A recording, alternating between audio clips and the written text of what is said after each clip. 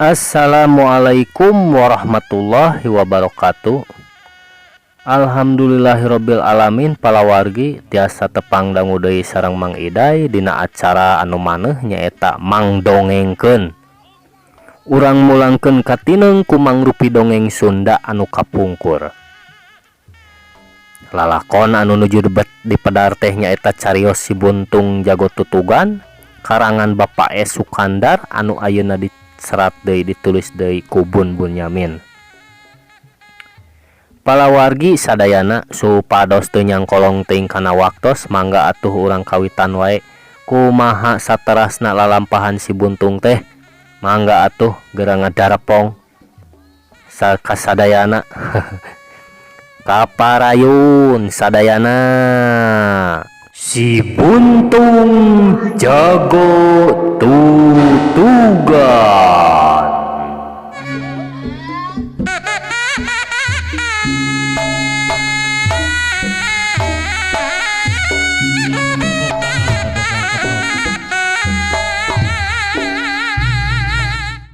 Hanca anu katuna teh dugi ka atuh di imah Aki Surdi teh jadi haneuteun. Pamardaka jeung pamajid ngobrolna teu sirikna mani moho nembongkeun ka sono dieuyeup-euyeup ku Ki Jantra, Ki Jatma, Kemed sarta Si Bopeng anu ngahaja narepungan nu antukna jukut laut Jampang Karang Sarerea ager-ageran. Ngawangun catur anu pinuh ku Sukabunga ngan Andi Wijana Katut Widarma ngadarongengna teh misah di pipir tiluan dariuk dina batu. Sedeng si Ruyuk cicingna teu jauh tinu tiluan, sanajan kasebutna sato oge nalurina mah geus nyaho yen ieu nu duaan teh ayeuna mah geus lain deui musuh dununganana. Teu heran upama si Ruyuk jadi lindeuk tetelenenan we bari sakapeung dungdak dengdek.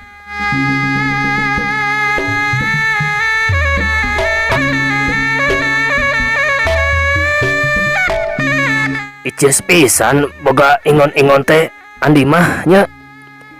Jeung eta bisa bebela kanu jadi dunungan. Pohara pisan harita akang oge nepi ka ruas. Kana sirah ujug-ujug aya nu ngagapruk. Cek Wijana ngebrehkeun pamuji ka Si Ruyuk. Ya bener Jan. Komo deui kuring mah apana nepi ka 3 robas kana gawir. Tah alatan disamberan ku Si Ruyuk. Widarma mairan. Andi mah ukur mesem we bari liang irungna asa rebeh dumeh Si Ruyuk pada muji teh. Nuhun Kang, tapi sakapeung mah upami dibawa teh sok matak ngaguyurkeun lembur. Mun lembur anu diliwatan eta atuh da hayam-hayam sok ting barakatak. Menang ti mana eta teh di kukut ti leutik atawa kumaha? Cek Wijana. Harita teh pendak ti Pasir Ayakan Kang. Manehna nuju nyelap we sukuna dina batu. Rupina mah awalna oge heulang kukutan ieu teh sapertosna mah. Tembal Andi bari nyaritakeun asal muasal Si Ruyuk. Akang oge boga piaraan ngan tara dibabawa ayeuna mah geus kolot. Tapi itu mah monyet Si Rawun ngaranna teh. Ke geura mun pareng urang tepungkeun jeung Si Ruyuk. Sugan we ngajodo. Urang kawinkeun. Urang bebesanan Wijana nyarita teu euleum-euleum pirahkunya heulang make rek dikawinkeun jeung monyet. Palawargi. Aya ku talenges Wijana heureuyna teh. Geus kitu mah tiluanana uplak ngobrol sagala hal ti mimiti lalakon patalak anu dilantarankeun ku salah paham nepi ka ngeunaan si Jakalara teu ieu katingali pernah patalak riributan. Itu ieu geus pada maklum ayeuna mah yen sabenerna maranehna masih saguru saelmu sakokocoran sahuluwotan. Keur kitu tarojol Ki Jantra manehna nyampeurkeun lantaran Andi Wijana Katut Widarma disina arasup.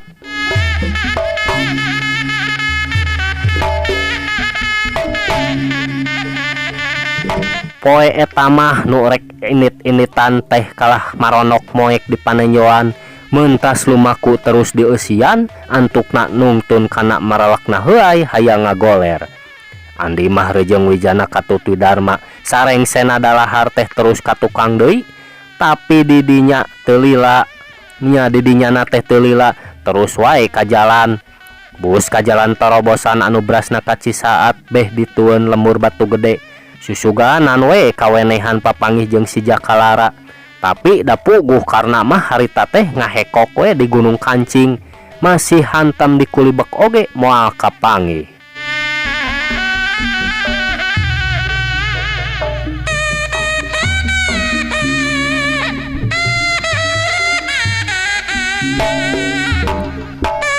Isukna rebun-rebun keneh pamajid sapara kanca geus arinit si Ruyuk mah teu dibawa ku Andi teh di kurungan deui pang-pang namah bisi ngaributkeun kanurek didatangan baku namah bisi ngaganggu hayam-hayam bogana urang lemur mangkaning ditambak baya mah kacida pisan riabna ampir meh tiap imah miboga hayam nyimpang ka kadungora nyamper Madtasim tidinya terus kajang kurang bangblas ka tambak baya jalan nu disorang teh lumayan netak matak ngaregeh pikeun anu nyerangna.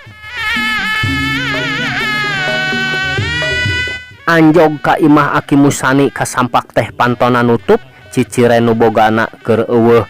Andi mah geus teg wae pasti keur ngalasuluh.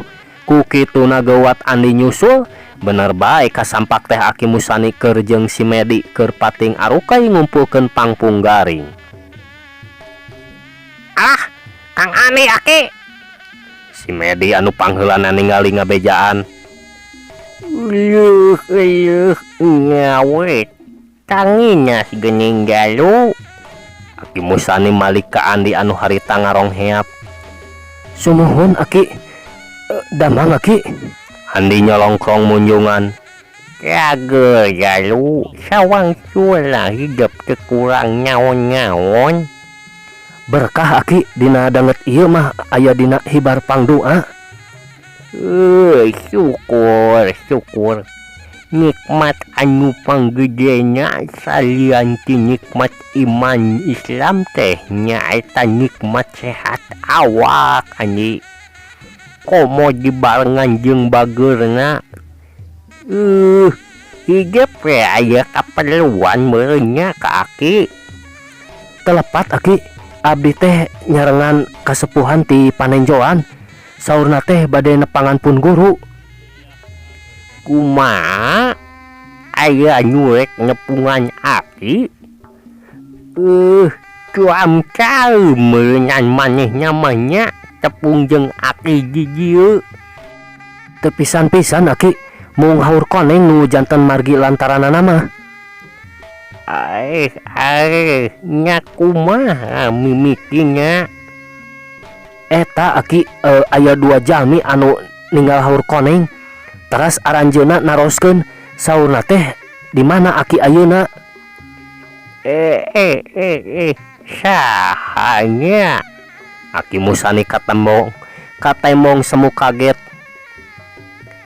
Aki Mardaka sareng Aki Ajid. Saha? Mardaka. Aki Musani ayeuna mah bari semu ngaranjug sagala. Sumuhun Aki Uda. Saha? Aki Uda teh saha? Aki Musani motong kalimah. Sumuhun Aki Uda teh maksud teh Aki Mardaka urang Tanggulun. Cenah di panenjoan. Sumuhun rakana di panenjoan mah wereh tadi teh miosna sareng abdi ti panenjoan. Nya terus kumaha wawujung hidup? Kantenan we anjeunna teh guru abdi sateu acan abdi diwejangku Aki di dieu. Kucan ari eta Ajid teh saha? Cariosna mah ti Cicapar namina mah Pamajid. Pamenteuna bersih-bersih. Rada bersih-bersih kitu tah Aki. Sahanya wawuh Aki mah lamun Kamardaka mah wawuh Aki teh Jadi hidepe kungsi ngagurunya. Kantos Aki. Kumaha atuh mun dibandingkeun jeung nu ti Aki? Sapalih-palihun aya nu sami Aki. Tangtu kumaha cenah mimitinya pangnyawawu jeung Aki teh? Cariosna mah Aki teh guru anjeunna. Bener Anji, teu salah saeutik oge. Nu mata aya hiji-hiji nu sarua oge. Ngan Anji Ki Mardaka mah teu kungsi tamat saperti hidup.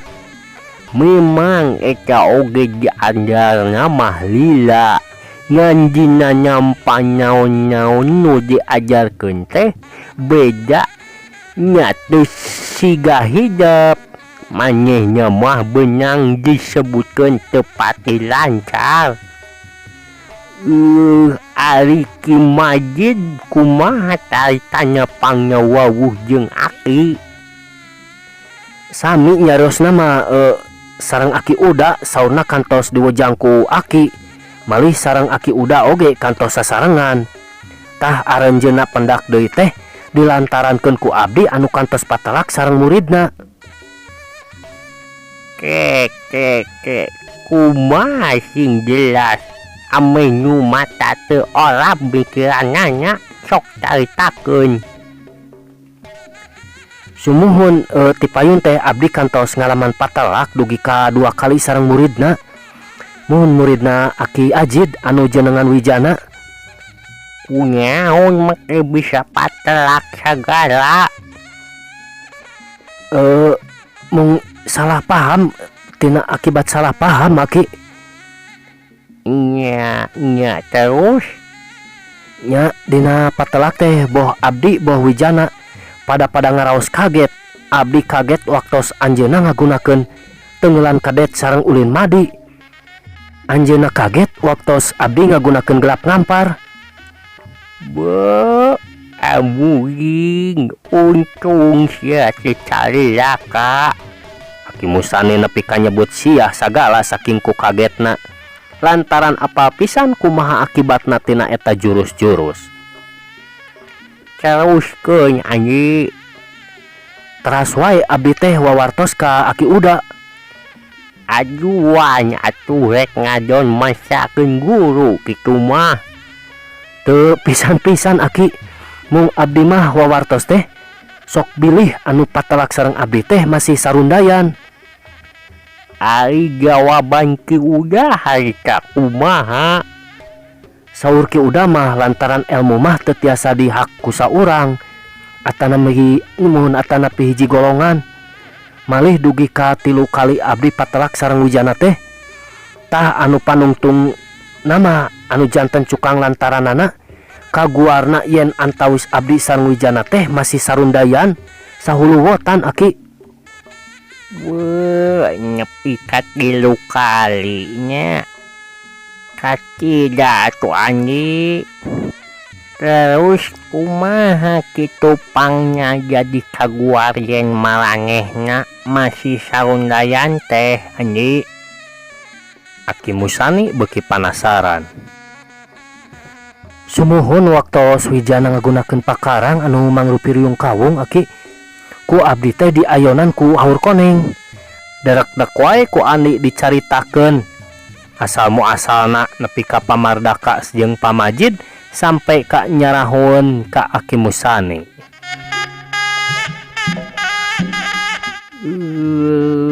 Sahanya lantaran Aki mah teu boga murid nu ngaranna Ajid. Kajabar lamun ngaranna diganti. Cek Aki Musani bari tarangna karung siga anu keur nginget-nginget. Leres Aki, namina teh da tos digentos. Anu kapungkur mah jenenganna teh Iyeng. Iyeng Suwangsa saurna teh. Suwangsa? Bener Andi ari kitu mah sarua deui manehna oge teu nepi ka tamat eta teh Andi lantaran kabulu nyuturkeun pamajikanana ka Pakidulan Garut. Ari ayeuna aya di mana kitu Andi? Di ditu Aki nuju ngarantosan. Ya heug atuh hayu. Megi geus dibeungkeut jalu. Aki Musani ngareret ka si Medi anu keur ngahengoy buah kaweni. Sawios atuh Aki, suluh mah urang panggul ku abdi. Andi barigap kana suluh anu baris dipanggul ku Aki Musani. Geus karolot meunang Andi nya maranehnya teh. Aki Musani bari ngareret ka Andi anu keur ngabengkot manggul suluh. Digegereunana meyekeh si Medi anu sarua deui tak-takna di momotan suluh pangpung garing. Sapertos nama sami we sareng Aki. Tapi rada anom itu sakedik. Tapi kolot Aki da Andi komo jeung Cimardaka mah. Cek Aki Musani bari malik deui ka hareup terus ngungkup.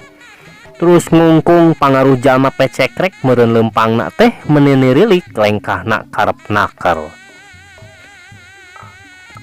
Sroga hareupeun imah bener we nu ngadaragoan teh keur dariuk dina golodog sawareh deui cari ngogo handapkeun panyaweran. Pamardaka mah jeung pamajid barang hongheap Aki Musani diiringkeun ku Ani jeung si Medi ngagentak duanana maruru bruk brek tarpak deku rek ngarawu dampal suku. Pak Guru. Duanana meh bareng ngagero nyaritana teu kebat lantan kaburu aya nu nyalak kana tikoro.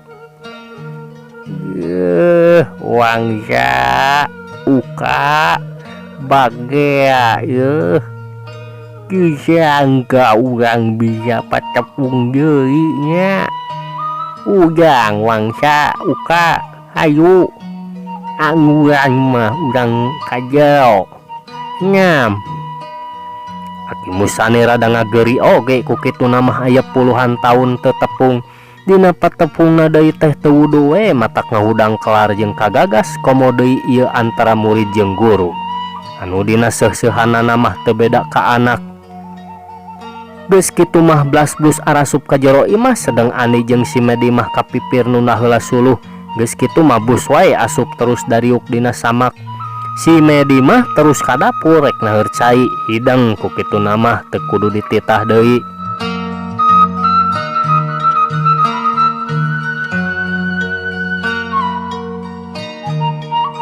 Lainnya ayeuna suang sateh ngumbara di bawahan Garut. Cek Aki Musani bari melong ka pamajid. Sumuhun Pak Guru, saleurusna mah di Cicapar tunggu heunang ka Pait. Ngiring ka ieu yeuh abahna Jangjana. Pembal pamajid bari ngareret ka Wijana. Jeung bojo di ditu teh.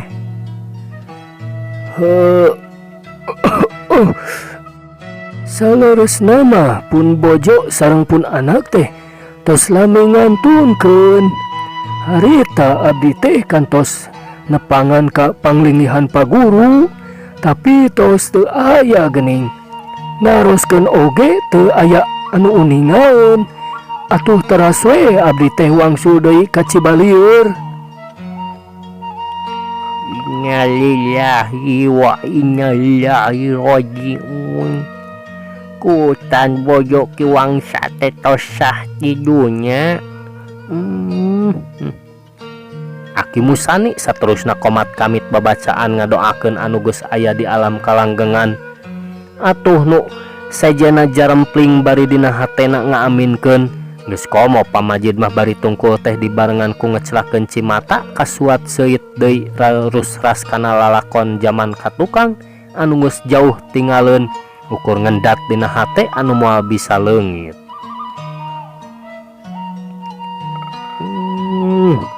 kaula teh harita terus lunca ti paguron wangsa ingit ngan sakadarek ngaikhtiaran takdir anu baris tumiba kanya awak. Tapi sagalanya geus aya titis tulis di ajalinya. Ikhtiar kaula ngan saukur samemetnya sementara kah teu nimbulkeun hasilna. Kitu tah. Aki Musani sanggeus ngadoa neruskeun deui caritana sorana beki jero gambaran hate anu dilimpudan ku kasedih. Sanajan bener kajadianana geus jauh kaliwat ku mangsa, tapi ari kakoreh deui mah teu wudu matak nyar kana hate nu nya matak seseuiteun keneh. Tina perkawis naon teh apa guru? Aya weh wangsa. Mengsaruanya ki uka oge harita teh jejepeun. Sumuhun Pak Guru, kapungkur teh abdi ka paguron namung kasampak Pak Guru teu nyondong. Teras we abdi teh milarian. Rumah sawe kuring teh geus ngajorek sakeun sarerea. Hampura uka wangsa, hampura kuring. Cek Aki Musani bari ret kaduanana. Sami-sami Pak Guru.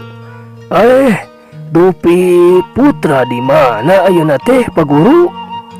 Pak Majid saterusna mah nanyakeun anakna Aki Musani. Nya ieu pisan jawabnya teh si wangsa. Manehnya teh indik tanpa pamit, luntak tanpa bebeja. Kula luntak ninggalkeun padepokan seja maluruh nu jadi anak. Tapi nya kitu takdir tinu maha kawasa kula teh kudu papisah jeung nu jadi anak. Lebeng tetap panggih raratananya.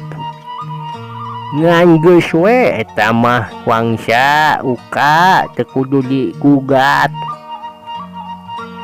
Anguran mah ayeuna mah urang muji syukur kanu maha kawasa yen ayeuna urang bisa patepung lawung paambruk jonghok sarta pada aya dina kaayaan sehat. Cek Aki Musani bari melong kanu duaan. Geus kitu mah saurang oge taya deui nu wani nyabit-nyabit anakna Aki Musani. Bari dina hatena mah pinuh ku tanda tanya nah naon anu jadi sabab. Tapi kawuh ku rasa sono atuh dina ngobrol teh jadi oplak. Silih lalakonkeun sewang-sewangan ngan Ki Jantra Wijana Katut Widalma anu ukur ngadedengekeun, sedengkeun Andi mah keur di dapur mantuan si Medi anu keur kuplak-keplek nyadiakeun susugu.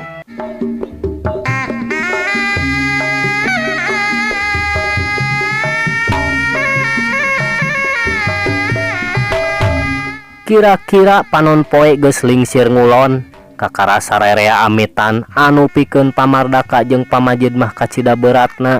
Tapi maranehna geus janji yen rek mindeng nepungan ka Tambak Baya. Andi mah teu milu lantaran diandeg ku Aki Musani sina cicing heula.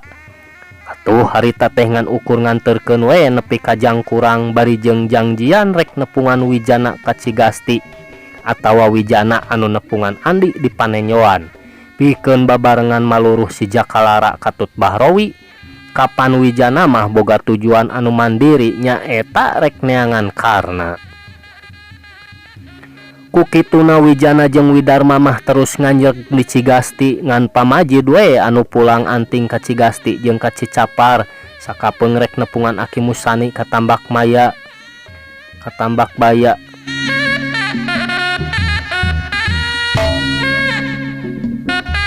Nu marulang geus naronggong jauh, Andi jeung Ki Jantra mah baralik deui ka beneran gok teh jeung Odih nyaeta muridna Mad Tasim kapaksa nyimpang heula lantaran Ki Odih kekeh hayang dianjangan.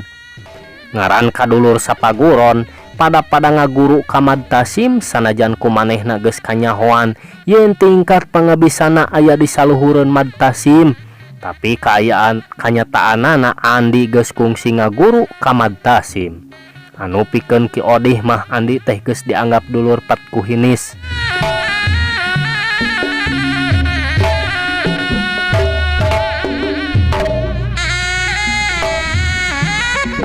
Palawargi sadayana lain lantaran ku sono-sono teuing Andi ku Aki Musani ditahan teh, tapi Andi teh rek diuji kakuatanana lantaran ti heula teh Andi geus dilatih kakuatan jasmaniah sacara lambat laun leungeun buntung jeung sukuna geus digembleng kakuatanana. Mimitina mah kitu we ukur ku nyere, terus dipindo ku awi meunang ngaraut, anu saterusna mah dipindo ku haur gelempengan atawa ku tiwu. Kitu lakuna teh aya kana 3 bulana nyaeta mangsa Andi keur digembleng ku ilmu-ilmu sajena. Dina dekna ayeuna dicoba tetela mata gregreg pikeun anu ngagemblengna da eta we tiwu gelempengan teh ngan sabeletok we paraltong. Sedang suku anu diteungeulanana mah saeutik oge teu kerel-kerel. Atuh waktu dicoba ku haur atawa ku awi gombong gelempengan, Andi teu cecel teu bocel, malah kalah ka awi anu beulah ibarat awi anu rek dijieun palupuh. Waktu leungeun buntungna anu geus ditingkatkeun kakuatanana, leuwih-leuwih mata kaget anu ningali da eta we dahan kai pasang anu gedena sagede pingping teh nepi ka ngedorok-dok peungas. Atuh Ki Jantra anu harita nyaksian nepi ka ngorejat bakating ku reuwas, disangkana mah tangkal kai pasang teh rek runtuh sarta taneuh anu ditincakna karasa ingeung lir ibarat aya lini luluwukan.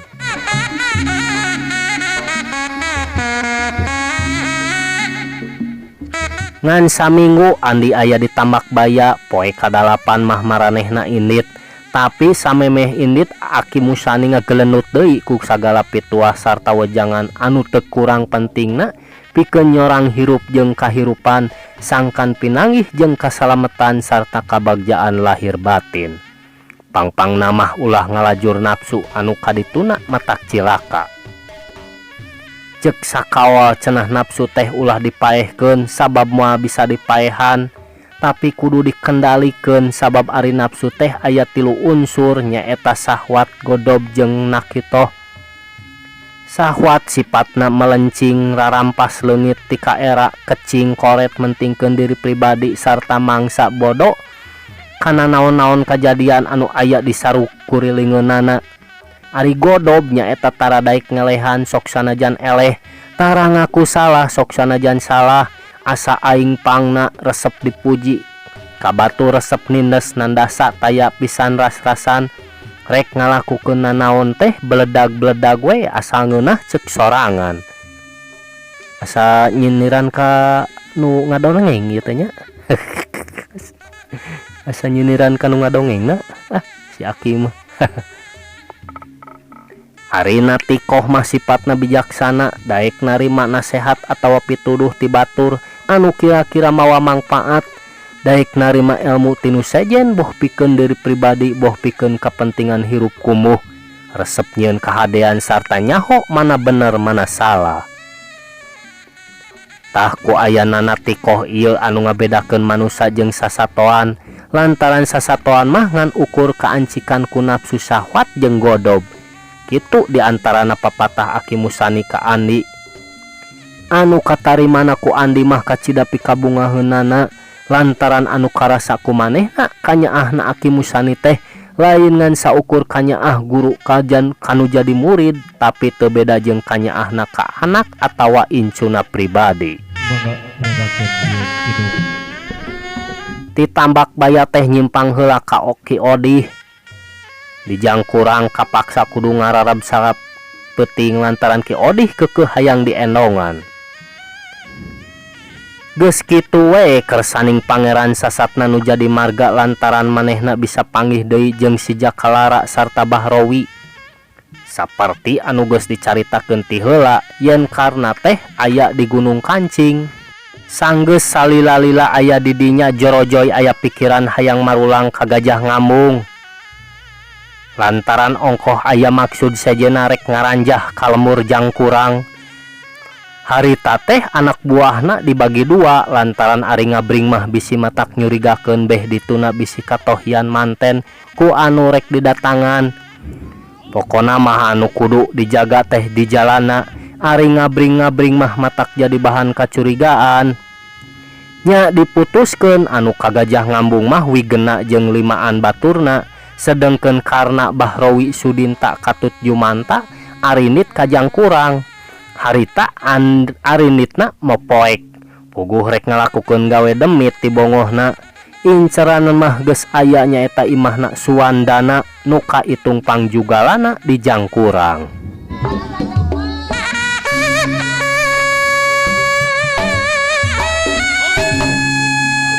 Kabeneran daratangna teh sawaktu pisan jeung Andi sarta Ki Jantra anu ngarendong di imahna Ki Odih.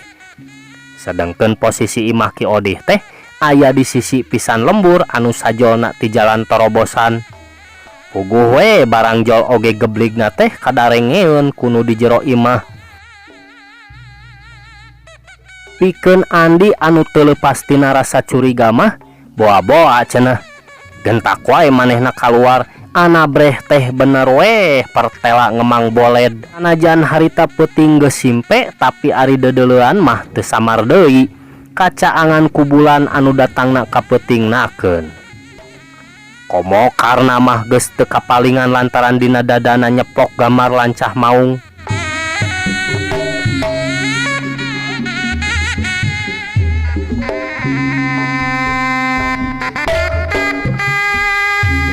Kabeneran jaka Andi kateh ku aing ke diteangan.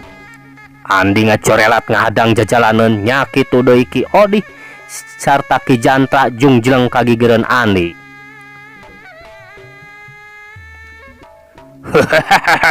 Sanajan ditutupan oge cungur sia kaciri ceuli sia rumpung Bahrowi. Cek Ki Jantra bari ngagak-gak puguh we boh karna komo deui Bahrowi keur mah ngarasa reuas aya nu ngahadang katurug Andi pisan. Kutan teh hirup keneh buntung. Ayeuna rek naon ye? Rek sosoroh nyawa deui. Bae ku sija kamu aburung di tadunan. Montong kalakah hohoak jaka buktikeun heula sahanu asor sahanu unggul deuleu. Hade bari sabrut we karena ngirimkeun jurus gugur gunung dina ulin Padingdang lantaran lamun kapiheulaan ababar ulah-ulah bakal pinasi teuing jeung cilaka. Garang keneh geuning jaka. Andi ukur ngeserkeun kuda-kudana tuh panimpug karena ditakis ku leungeun katuhuna. Memeh Andi narajang gilek karena ngalegot ka katuhu bari ngangsodkeun suku kencana ka hareup. Hiu peurup kencana diasupkeun anu satuluyna disusul ku peurup katuhu minangka jurus kembar anu datangna patutur-tutur. Maksudna hayang ngarubuhkeun lawan sakaligus. Tapi sakali ieu mah Andi teu ngarobah kuda-kudana tuh leungeun kenca karena ditakis ku leungeun katuhu. Karena ngagoak bari ngajauh ka tukang lantaran leungeun katuhuna dipapag ku leungeun buntung. Tapi lantaran manehna geus cukup ngawasa ilmu batu karang, manehna masih bisa nahan pangaruh leungeun buntung anu sakitu hebatna. Montong ngejat sia jaka. Andi nyusul tepus sakali ieu mah si jaka teh moal sina lolos. Haram pikeun aing kudu ngejat ku pantar sia buntung. Karena bari ngakentak ngoleabkeun awakna dina gerakan pucuk awi ketebak angin. Tuh, tenggelan ujunganna geus hasil ngahancap punduk Andi, tapi pikeun manehna lain deui matak ngaranjug. Tetela Andi kuat nyanggana ngan ukur ngareundeg saeutik sarta leungeun buntungna ngahiuk neangan sasaran. Ngan hanjaka teu keuna kana sasaran lantaran karena kacida tapisna ngagunakeun gerakan pucuk awi ketebak angin. Anu ayeuna geus leuwih hebat lantaran geus disampurnakeun salila cicing di Gunung Kancing. Coba hadap awak aing Andi. Cek karena bari ngoleabkeun badana kagigireun Andi sarta hiuk. Tenggelan ujunganna narek dipake ngahancap unuk deui. Cukup sekali Jaka. Andi ngagentak ngawangun gerakan jukut riut anu pikeun karna mah geus matak ngaranyug deui lantaran tetela punduk anu geus nyamput teh heserek dihanca deui teu keuna.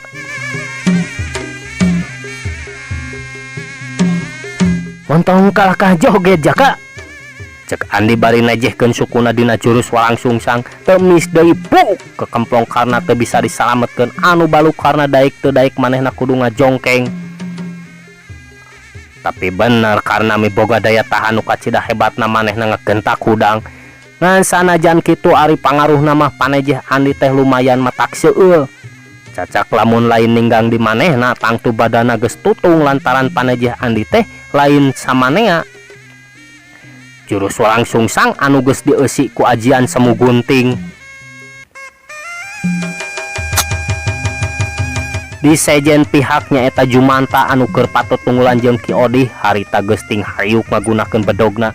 Api tetela pangabisa Jumanta aya di sahanapeun lawana. Da eta we lamun manehna teu rikat mundur geus tangtu bakal kacolongan nyawana. Gerakan bedog Ki Odih dina jurus turih wajid panglalar ti Mad Tasim anu jadi guruna. Najan teu pati sakumaha hebatna digunakeun ku Ki Odih, tapi tumerapna ka Jumanta mah kacida mata kripuhna. Nepi ka sababaraha kali ngalaman ti babaranti ngejat pikeun nyingkahan panarajang lawana.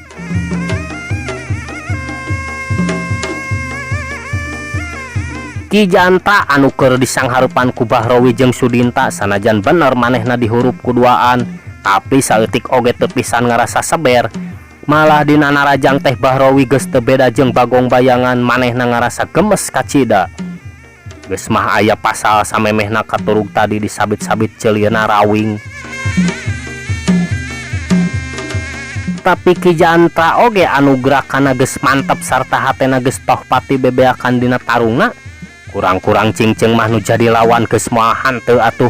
Duanana pasti bakal kalengitan sirah dihakan ku bedogna Ki Jantra. Borelakna bedog anu kasorot sinar bulan kacida matak saber hate pikeun nu borangan. Hiu, bedog Bahrowi ukur karasa angina, tapi ku Ki Jantra geus bisa kajudi ti mana jolna. Kolewat deui bedog Sudinta nyuruntul ti hareup rek ngahanca sirah. Ki Jantra teu gugup ngagentak ngerong ngenca di barengan sukun katuhuna ngangsod ka hareup saolah rek ngadeuketan Bahrowi anu aya di katuhueun Sudinta. Hiu, bedogna disabetkeun ka katuhu di barengan suku katuhuna ngajengkat sajalan jeung gerakan bedogna. Tang tang, dua bedog geus hasil ditakis. Geus kitu kulawit deui bedog Ki Jantra disabetkeun ka kenca di barengan gerakan suku kenca.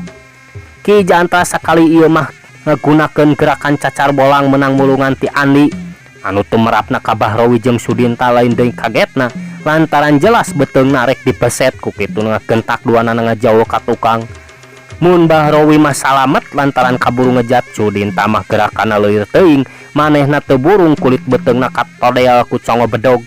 Sanajan teu nepi ka budal badil eusi beteungna, tapi kulit beteungna tetep katuri. Sudinta ngagoak bari peureum sarta nukupan beteungna. Ngarasa hariwang sok sieun nya eusi beteungna ngaburusut.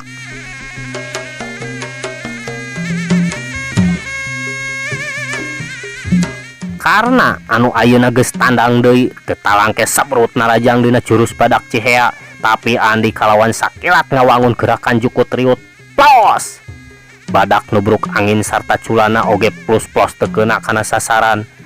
Hiu, tengeulan kadet Andi dina ulin madi rek ngahanca punuk lawan, tapi karena rikat ngagilek bari nakis ku leungeunna. Deus, dua kekuatan bantrok. Hiu, leungeun buntung nyuruntul rek netog dada. Karena ngagentak kenca bari narik suku kencana ka tukang. Deus, leungeun buntung dihancak ku tengeulan Andi ngajorelat muihkeun badana bari ngangsodkeun suku katuhuna ka hareup. Sabrut ngasupkeun tanyokan leungeun katuhuna, tapi karena rikat ngalalapkeun badana dina gerakan sero nyusup. Terus ngajorelat ka gigireun Andi bari nejehkeun sukuna. Andi rikat ngawangun gerakan malang putung mangka-mangka anu dihantemkeunana teh leungeun buntungna anu temis deui ngabeletruk kana mumuncangan karna. Anu tumerapna ka karna manehna nepi ka ngagoak nahan ka nyeri. Tapi nyaeta lantaran karna miboga ajian batu karang manehna ukur engke-engkean. Hayo, gerak ketrukun kabeh pangabisa teh Jaka.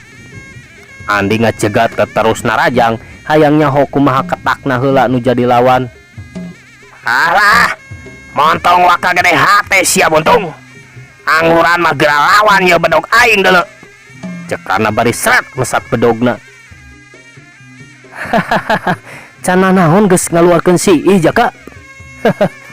Bae ieu, urang layanan ku suluh. Tembal Andi bari seret nyabut haur koneng anu diselapkeun dina tonggongna.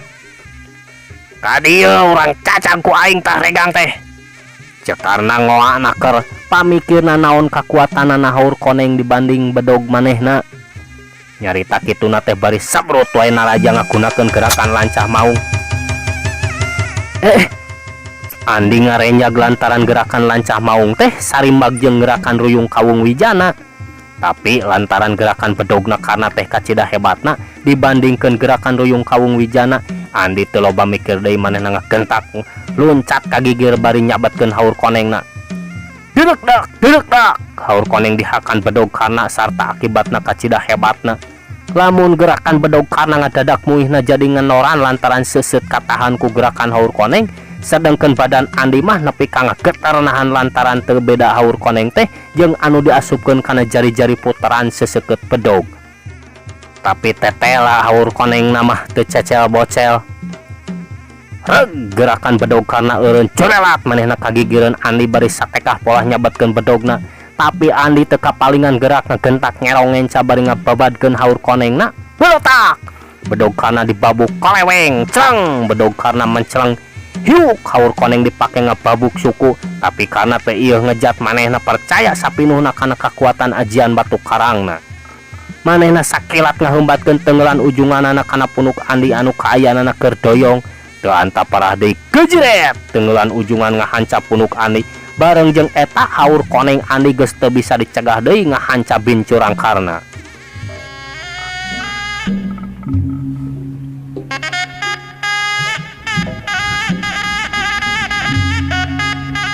Palawargi sadayana lain deui hebatna balukarna. Mun Andi mah teu kerel-kerel tapi balukar anu tumiba ka karna mah lain deui. Manehna kontan ngoceak sarta badana langsung ngarumpuyuk leungit budi ilang daya ngalaman ngalungsar di pakalangan bari mulas melis sasambat. Aduh, tobat. Cek karena badana teu daya teu upaya ngarumpuyuk lir kapas kaibunan. Bahrawi barang mirengeuh si Jaka larang ngalungsar di pakalangan bari teu daya teu upaya manehna lain bebela narohkeun pati ka ngaran-ngaran anu jadi gegedug. Tapi ieu mah kalah kacul Ki Jantra barang bang wae lumpat mapai jalan anu tadi. Jumanta katut Sudinta nya kitu keneh teu sirikna paheula-heula mangpret nuturkeun Bahrawi. Geus puguh Sudinta anu geus taya nutup untupan deui mah tatu dina beteungna beuki dieu karasana beuki peurih. Sawios Pak Jantra teu kedah diudag. Engke oge moal ka mana-mana sawios. Andi gentak ngahulag kaki Jantra anu geus sabelenyeng-belenyengna ngrek ngudag. Heh, Jaka. Coba ayeuna geura budi deuleu. Dosa Andika geus kacida numpukna. Karahayat nimbulkeun kabalangsakan. Gawe ukur babadog jeung rarampog saeneng-enengna.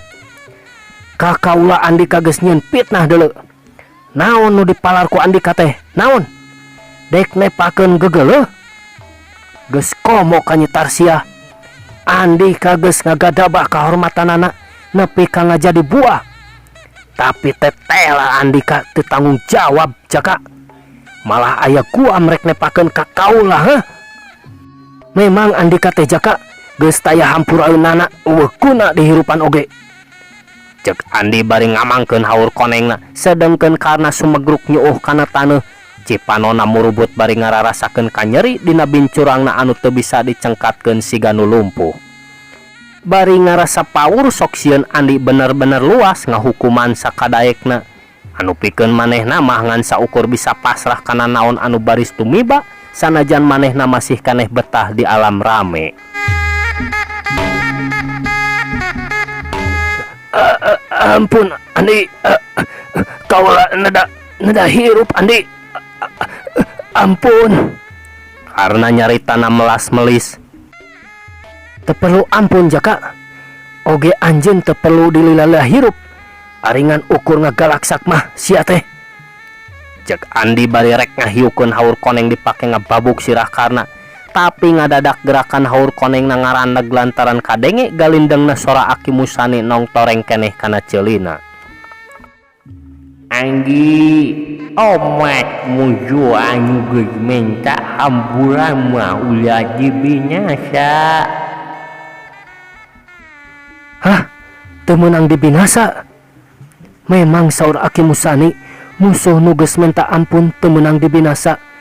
Tapi tukang es mah lain deui.